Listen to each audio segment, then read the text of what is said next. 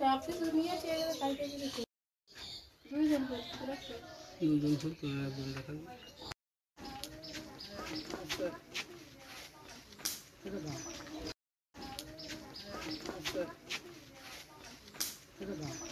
এই জন্য আমার আপন ভাই, ওই জন্য আমার বড় ভাই, ভাই ছোট ভাই কি শেষ, আমার বুনির চালও শেষ, বুনির চাল তো না, বুনির চাল তাই তো না আমার তাই। তারপর স্বাস্থ্য ভাই হলো প্রতিবন্ধী লাগাল বললো সেই চামড়া বলে আবার শেষ করে লেগেছে ভাই।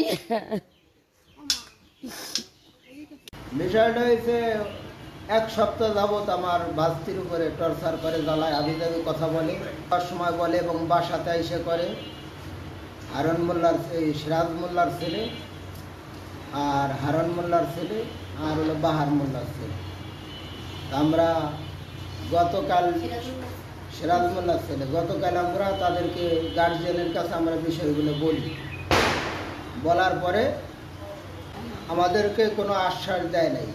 আশ্বাস না দিলে আমরা কি করব, পরে আমরা বলছি যে তোমরা যদি এটার বিচার না করো তোমাদের ছেলেদেরকে, তাহলে আমরা আইনের আশ্রয় নেই। রাত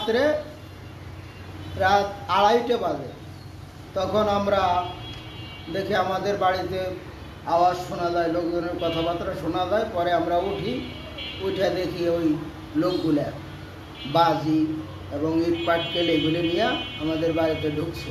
ঢুকলে আমরা যখন তাদেরকে ধরতে যাই, তখন তারা দৌড় দিয়ে তাদের বাড়িতে চলে যায়। চলে গেলে আমরা তখন তাকে সাথে সাথে তাকে বাড়ি যাই, এই যে দেখো তোমাদের সন্তান ছেলেরা, তখন তারা পাল্টা আমাকে আঘাত করে। তারা এসে বলে এটা আমরা কালকে নামাজের পরে মীমাংসা করতে পারি।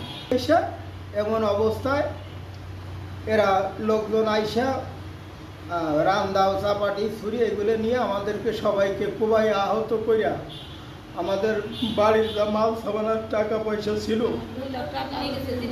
স্বর্ণ দানা সব নিয়ে গেছে। বাড়ি ঘরের কোনো অস্তিত্ব রায় নাই। হারুন মোল্লার বউ, হারুন মোল্লার ছেলে, সিরাজ মোল্লার ছেলে, সিরাজ মোল্লার বউ, বাহার মোল্লার ছেলে, বাহার মোল্লার বউ, বাহার মোল্লার মেয়ে,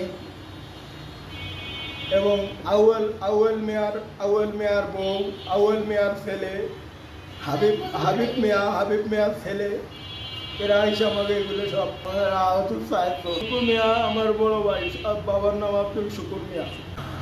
আমার মারতে আমার কথা বলতে কষ্ট হয়েছে। নিচে গফফার মিয়া, টুকু মিয়া, দুজনের পিতা আব্দুল শুকুর মিয়া। আর আমার ভাগ্নে আসছিল বেড়াইতে নামাজ পড়ে। আমার ভাগ্নের নাম হলো তাইবুর মাতুব্বার, গ্রাম বালিয়াছড়া। আমার বাবার নাম হলো কাউসার মাতুব্বার।